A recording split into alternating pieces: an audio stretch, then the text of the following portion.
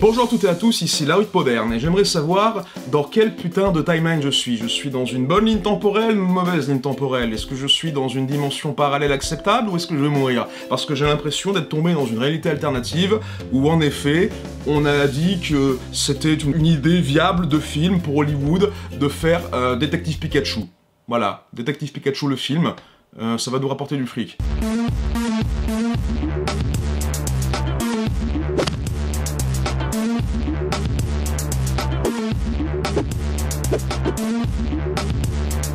En ce moment, nous avons un film, Détective Pikachu, qui va sortir en 2019, et la bande-annonce est sortie. Et plein de gens se disent what the fuck, excusez-moi, mais moi je me dis en fait que non, c'est pas si étonnant que ça, parce qu'en fait je suivais déjà cette idée de film depuis un moment, depuis 2016-2017, j'attendais ce film au tournant, et c'est pas si logique que ça comme idée de film. Premièrement, parce que déjà, Détective Pikachu, le jeu vidéo, c'est un buddy cop movie, mais en jeu en fait, tout simplement. Déjà vous savez que le buddy cop movie, quoi, le film de flic en duo, c'est une grande tradition du cinéma américain, hein, tout ce qui est l'arme fatale et compagnie. Et du coup, ça répond à la potentielle question, mais pourquoi de tous les putains de jeux Pokémon qui existent dans cette franchise énorme et tentaculaire avec tous ces spin-offs et tous ces goodies et tous ces trucs, pourquoi, au nom de Dieu, c'est Détective Pikachu qui a été choisi? Bah exactement pour ça, parce que il y a un duo d'enquêteurs. Et s'il y a bien un genre qui a su transcender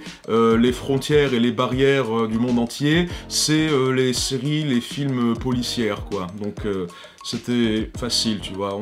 On a littéralement, c'est un Pikachu avec un petit chapeau de Sherlock Holmes et une loupe qui passe son temps à parler avec une voix grave en mode « Ouais, je viens de sortir du pseudo Pokémon de Jadiel et je te ferai dire, c'était la galère, mec, tu vois. » Non, en fait, oui. Et deuxième raison, du coup, on y passe dessus, c'est un putain de Pikachu qui parle. Oui, le Pikachu parle, et il parle avec une voix grave, tu vois. C'est-à-dire que c'est un Pikachu macho, tu vois. Hein. C'est pas un petit Pikachu mignon avec une voix aiguë qui fait pika-pika-pi. C'est un Pikachu qui est très expressif, qui a pas la langue dans sa poche, qui est un petit peu cynique, et ça c'est bien pour un personnage d'enquêteur, tu vois, genre le mec bourru, du style tu vois, j'étais à 2 jours de la Poké-retraite, mec, tu vois, ça, je pense que ça plaît aux gens, tu vois, c'est pour les fans de Pokémon de longue date, une curiosité qui verront en mode waouh, on a un Pikachu qui parle maintenant, c'est trop bizarre, et de l'autre, pour les personnes, t'as une catégorie de personnes qui verront le truc, qui suivaient Pokémon de loin, et qui était genre ouais, j'ai joué aux épisodes Game Boy quand j'étais plus jeune, mais après j'ai perdu la franchise de vue, puis je suis revenu avec Pokémon Go, puis je me suis acheté une 3DS pas chère pour voir comment c'était devenu, et j'ai rien compris, c'est quoi les B et les objets et les attaques Z et les méga évolutions, je suis perdu. Toute cette frange de gens là, tu vois, eux ils verront le film parce que du coup il y a une connexion directe avec Pikachu, tu vois, c'est comme Mickey Mouse, Bugs Bunny, Bob l'éponge, on a une mascotte marrante qui parle, donc il y a un pouvoir d'identification. Et troisième raison, c'est que, comme je l'ai dit, c'est un Pokémon qui est très expressif, ce Détective Pikachu, parce que dans le jeu de base, en fait, il y avait des tas de recherches préliminaires datant de 2013 déjà, où on essayait de rendre Pikachu plus expressif en utilisant de la motion capture, de la capture des mouvements du visage, tu vois, pour que ça soit retranscrit d'un visage humain vers un Pikachu. Ça donnait des résultats intéressants, je vais vous montrer. Alors là, comme vous voyez, vous avez des photos du projet Détective Pikachu comme il a été annoncé dans la chaîne japonaise NHK en 2013, et vous voyez donc des corrélations entre des expressions faciales humaines, des capteurs qui repèrent les yeux, les sourcils et la bouche, et comment c'est retranscrit sur un modèle 3D dégueulasse qui fait très peur, et sur le Pikachu à côté. Et comme je vous avais promis, bah, ça fait des résultats des résultats maudits, c'est une malédiction, mes yeux ne pourront plus jamais ne pas voir ça. Je sais pas, est-ce qu'il est bourré, est-ce qu'il est en mode vicieux, est-ce qu'il est en mode j'ai pété dans l'ascenseur et personne ne savait que c'était moi. Il a pas juste cet air de bonhomie mignonnette qu'on a d'habitude, là on a Pikachu qui peut prendre des airs un peu plus facétieuses, tu vois. Et ça se voyait beaucoup, bah, comme vous le voyez, sur les scènes cinématiques du jeu vidéo, on avait un Pikachu qui est beaucoup plus articulé de la bouche, qui fronce les sourcils, qui prend des airs, qui a des contractions au niveau des muscles du visage, et on s'est dit, waouh, mais ça marche très bien, on a une technologie géniale qui s'appelle la performance capture à Hollywood, on s'en est servi pour Avatar, Tintin, Milo sur Mars, et on s'en branle de ce film. Donc voilà, voilà, si on a réussi à faire en sorte que Andy Serkis puisse incarner un singe, peut-être qu'on peut faire en sorte que quelqu'un d'autre incarne Pikachu. Mais qui est donc ce quelqu'un d'autre? Eh ben, il s'avère que après une sélection d'acteurs passant de Dwayne Johnson à Mark Wahlberg, je déconne pas, celui qui a été choisi pour incarner Détective Pikachu, pour lui prêter sa voix et son visage, est Ryan Reynolds. What the fuck? Oui, vous savez, le mec de Buried, là. Vous avez pas vu Buried? C'est un bon film, c'est un bon thriller, c'est Ryan Reynolds qui est enfermé dans un cercueil en Irak, et il peut pas s'échapper, et il a peur, et il contemple la mort. C'est un bon film. Il est sur Netflix. Ah oui, il a fait aussi un film de super-héros, là, c'est Green Lantern, ouais. What the fuck? Et il a fait ce truc avec un mec qui ressemble à Spider-Man, mais c'est pas Spider-Man, je sais pas trop ce que c'est, vous connaissez pas. Pas mal. Ouais, rien à dire. Enfin bref, ce sera lui qui va incarner Détective Pikachu, et moi j'ai envie de dire... Non, enfin, si, c'est intéressant, j'imagine que tout le monde trouve ça drôle, mais... Pourquoi pas Danny DeVito? Non mais je déconne pas, hein, en 2016-2017, là, quand les gens commençaient à prendre connaissance que ce film allait exister, il y avait des gens qui se sont dit, ça devrait être Danny DeVito qui devrait incarner Détective Pikachu. Je vous montre, voilà, c'est une vraie demande. Il y a des gens qui ont demandé ça, il y a des gens qui se sont dit, je veux voir ça au cinéma, s'il vous plaît, Hollywood rend possible. Vous vous rendez compte quand même qu'on aurait pu vivre dans un monde, on aurait eu un film Super Mario avec Bob Hoskins, et un film Pikachu avec Danny DeVito. Là, ça aurait été la meilleure timeline, là, ça aurait été la réalité alternative idéale, tu vois, moi j'aurais bien voulu vivre dedans. Mais ce n'est pas celle-ci. J'aurais tellement voulu voir Pikachu qui dit « I'm the trash man! I come out, I throw trash all over the ring, and then I start eating garbage! » Est-ce que je suis enthousiaste à l'idée de voir ce film quand même? Eh bien... plus ou moins, le fait que ça va être le premier film Pokémon live, pas d'animation, un live fait par des Américains en plus, ça augure beaucoup d'attentes et de craintes évidemment. Tout le monde va vous sortir ah là là, Dragon Ball Evolution, machin, tout ça, mais en même temps, Pokémon, c'est quand même une franchise aussi qui est surveillée de très près par la Pokémon Company, qui a une mainmise vraiment rude, une poignée de fer sur leur franchise, et il faut pas déconner avec eux, tu vois, donc là-dessus...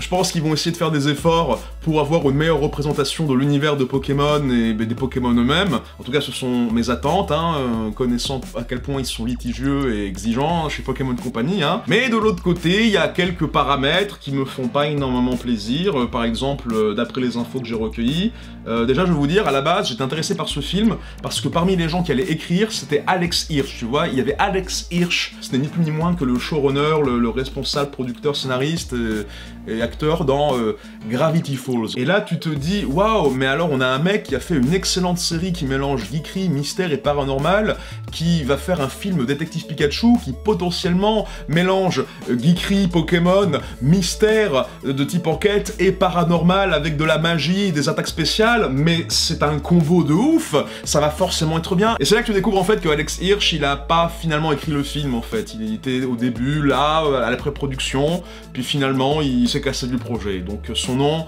ne sera pas dans le générique, il ne sera officiellement pas inclus, impliqué dans l'écriture de ce film. Mais c'est pas grave, parce qu'à la place, on a Nicole Perlman, la meuf qui a fait consultante sur le script de Thor, scénario Les Gardiens de la Galaxie, et qui va aussi faire le scénario de Captain Marvel. Ah, je suis un peu moins hype, hein. C'est obligé, excusez-moi. Hein. En plus, le film Marvel, je vais me faire tuer dans les commentaires, bravo. Maintenant aussi, on a Legendary Pictures qui produit. Alors, pour ceux qui savent pas, Legendary Pictures, c'est la boîte de production qui nous a fait les films Batman de Nolan, qui nous a fait Man of Steel, et qui a fait 300, Watchmen et Godzilla, ainsi que Kong Skull Island, et bien sûr Pacific Rim. Voilà, les gens qui ont donné les sous, sont chargés de la production de Pacific Rim, ont fait Détective Pikachu. C'est un aspect du Japon, puis un autre. J'aimerais qu'on visualise ça quand même. Pacific Rim, Détective Pikachu, les mêmes gens. Laissez ça en ébullition dans votre tête. Mais ce qui me remplit de joie, d'amour et de bonheur, c'est le réalisateur de ce film. Un grand génie, un grand homme, un auteur immense, immortel, Rob Letterman. Réalisateur de chefs-d'œuvre comme Chair de poule le film, Les voyages de Gulliver, Monstres contre aliens et Gang de requins. Ce film va être nul, c'est ça. Oh non, oh non. Oh, pourquoi? Ce film est maudit, déjà il est maudit, j'ai des mauvais a priori dessus, bon c'est pas grave. Enfin bref, on va enfin passer à la partie qui vous intéresse, c'est le moment où je vais décortiquer, analyser et scruter comme un vautour devant un bon cadavre bien frais, la bande-annonce de ce détective Pikachu. A priori, le ratio de like-dislike est très favorable dans toutes les versions, que ce soit VF, VOST, VO, pour l'instant il y a un accueil global de la part des internautes qui est très favorable pour ce film. Donc déjà, sans dit long, parce que Pokémon, c'est quand même quelque chose de très très sacré hein, dans la hiérarchie de la geekerie, tu vois. Donc, je lance la vidéo dans 3, 2, 1. Welcome to Rhyme City. Rhyme City. A celebration of the harmony between. Alors, attendez, alors là, déjà, c'est très intéressant. Je remets cette partie. Là, vous constatez qu'il y a plein de petits détails sympas. Par exemple, là, vous avez un Victini dans le coin, en haut, à droite. Vous avez un Axolotl qui sert de logo. En dessous, vous avez aussi un Pokémon Plante, je sais plus comment il s'appelle, de la génération 5. Vous avez le Pokémon Barbapapa de la génération 6, là, de type fée. Vous avez pas mal de Pokémon qui servent de logo. Déjà, ça ressemble à une vraie ville Pokémon. Il y a des symboles au loin, il y a peut-être des Pokéballs dans les trucs. On voit vraiment, en fait, qu'on a vraiment l'impression d'être dans une grande ville Pokémon. C'est crédible, ça ressemblait à ça dans ma tête, à une ville réaliste Pokémon, tu vois, genre si on avait retranscrit l'univers des jeux dans la réalité. Et pour l'instant, de ce que je vois, les Pokémon ont un look qui est... il est un peu bizarre pour l'instant, le Psycho Quack, mais jusque-là, on a un look qui est plutôt proche du design original des Pokémon, tu vois, ils sont proportionnés comme les Pokémon des jeux vidéo, dans les modèles 3D qu'on trouve dans les jeux 3DS ou dans les Pokémon Stadium, ils sont très ressemblants de leur équivalent, mais je sens par exemple, tu vois, il y a un peu de duvet, il y a un peu de texture sur le Psycho Quack, donc moi ce que j'espère sincèrement, c'est qu'on a quelque chose qui est plus proche vraiment de Roger Rabbit en termes d'assumer que les personnages soient entièrement cartoon, et moins proche d'un film comme les Schtroumpfs avec le mec de How I Met Your Mother, vous savez lesquels je parle, parce que ces films Schtroumpfs-là, ils ont décidé, et si on faisait en sorte que les Schtroumpfs étaient semi-réalistes, avec des rides, et c'était dégueulasse, je les détestais, j'avais envie qu'ils meurent, et ça ne devrait pas exister. Voilà, donc je continue. Voilà, Pokémon Company. Oh, les petites notes du thème principal du jeu Game Boy. Voilà, très bien. Voilà. Est-ce que lui, on va se plaindre aussi que... Non, à la base, Tim, il était blanc dans les jeux et vous avez mis un noir à sa place. C'est du SJW, je boycotte ce film. Non, bien sûr que non, personne ne va faire ça parce que tout le monde s'en fout de Détective Pikachu, le jeu. Les gens, ils vont pas mourir pour cette colline-là, tu vois. Ouais, il voulait être dresseur Pokémon. Ah, champion de Sinnoh, ah, c'est compris dans les régions. En plus, Rhyme City, tu vois... le fait qu'il y a une vraie convention de titrage qui est... Oh. Enfin, il y a une convention de titrage qui ressemble à ceux des Pokémon, genre le Bourg-Palette, Rhyme City, et là, oh. Là, il parle, ouais, ça y est, ça parle. Il est fluffy. Oula, il est expressif, hein, il bouge pas mal. Et là, évidemment... Oula. Je sais pas si j'aime ça. Alors déjà, des petits émongas qui sont dans le quartier chinois, là, pour vendre des trucs.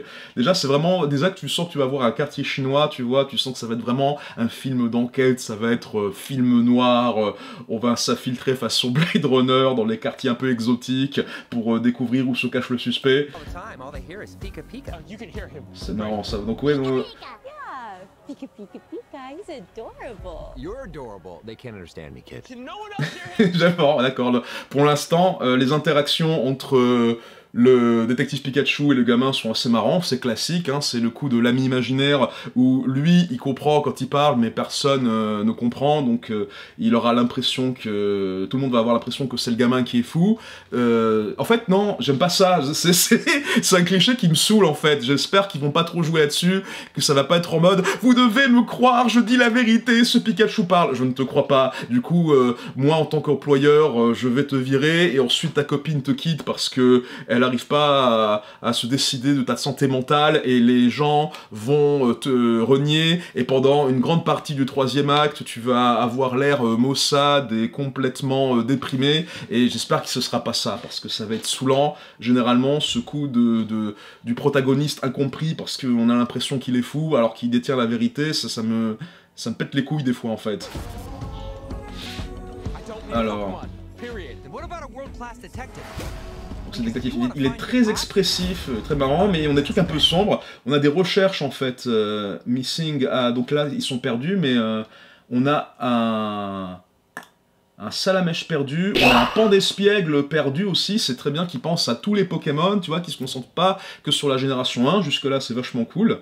Moi je dirais plutôt que le Pandespiègle c'est lui qui a commis des crimes, hein, parce que c'est des racailles, hein, ceux-là, hein, c'est des loupards. Ils font de la moto, ils mâchent des feuilles, ils tapent des gens. We're gonna do this, you and me. Je sais pas si j'aime bien le fait qu'il soit aussi détaillé au niveau de la furure. Alors, quoi? Non, alors non.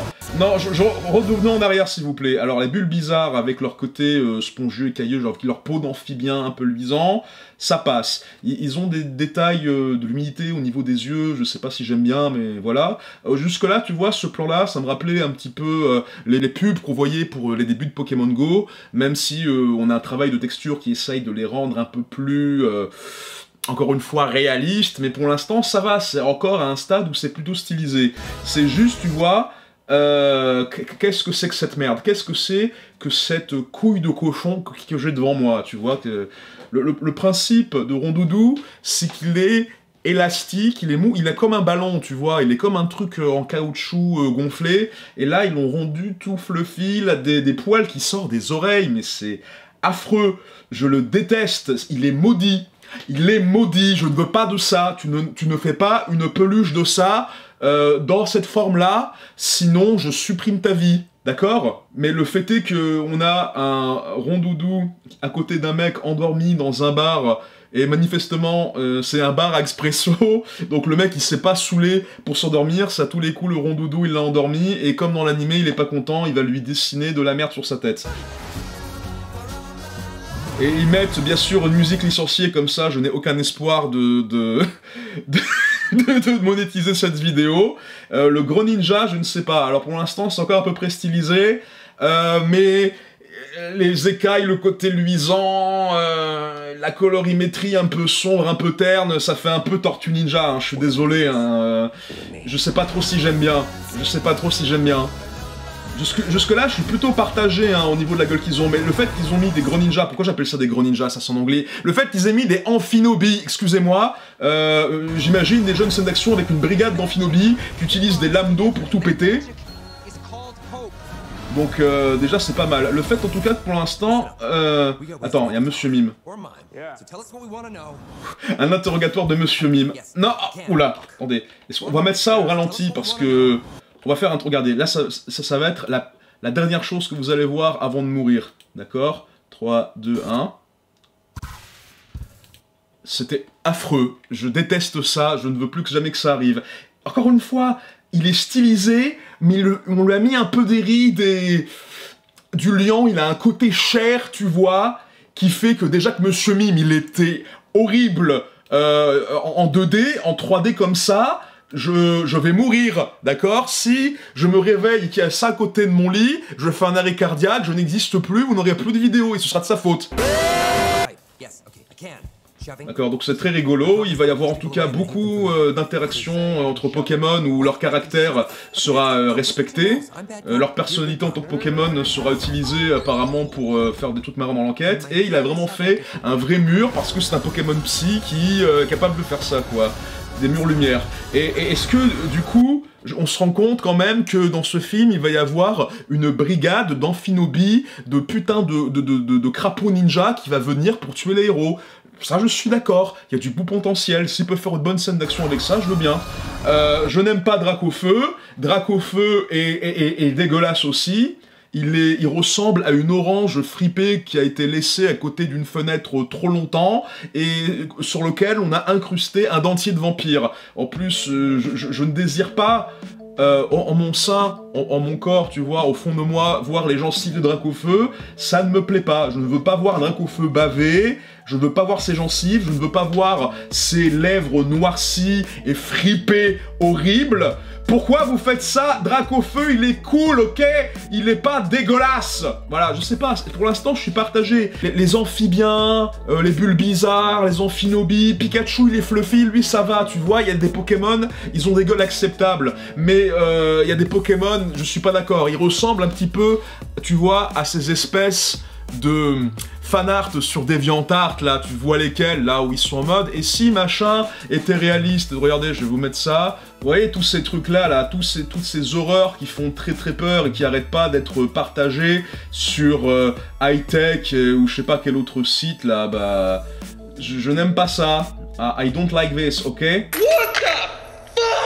Il y a des moments où il faut être réaliste, il y a des moments où il faut être stylisé. Là, je sais qu'ils ont essayé de faire un compromis entre les deux, mais bah, encore une fois, quand tu fais un compromis, il y a des moments où pour certains Pokémon ça marche et pour d'autres ça marche moins.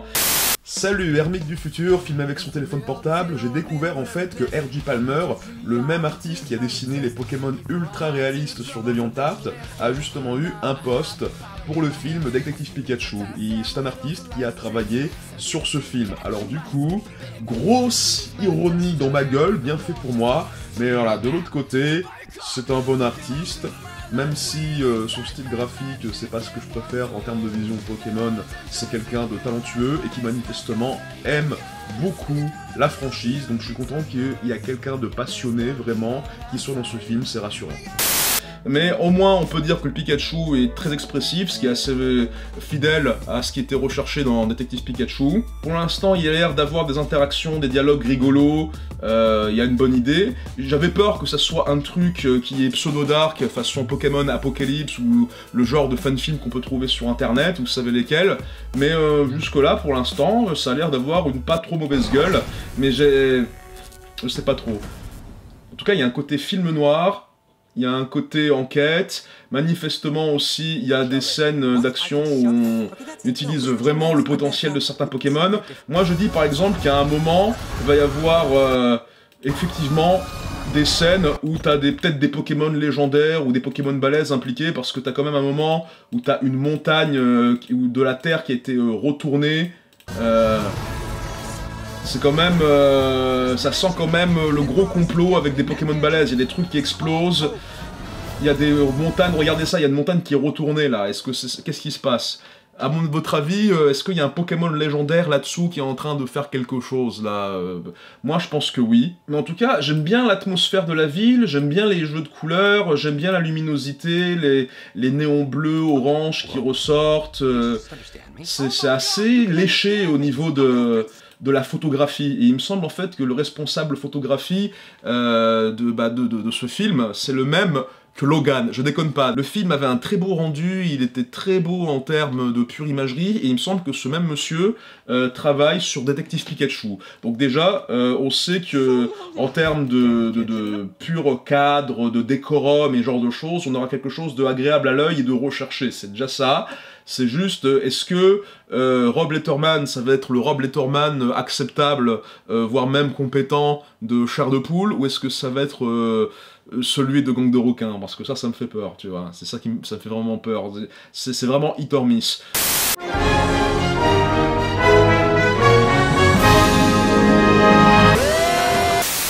J'espère que vous avez aimé cette vidéo. N'hésitez pas à soutenir l'existence de mes productions sur Tipeee, comme tous les tipeurs que je remercie ce mois-ci. Il y a même des contreparties en échange. Mais si vous ne pouvez ou voulez pas envoyer d'aide financière directement, vous pouvez aussi me soutenir via YouTube juste en regardant des pubs qui rapportent 5 centimes, si le principe ne vous dérange pas, bien sûr. Au passage, mes amis et moi serons à Art2Play à Nantes le 17 et 18 novembre pour vous rencontrer sur notre grand stand de vente et d'animation, ainsi que vous présenter notre nouveau spectacle musical joué par le groupe Starry Sky. Plus d'infos dans la description. Merci à Michael J pour le montage et à vous pour avoir regardé cette vidéo jusqu'au bout. Je vais sortir un dossier Jump Fiction le 20 novembre, puis une nouvelle chronique avant la fin du mois. En attendant, je vous dis à bientôt pour de nouvelles vidéos.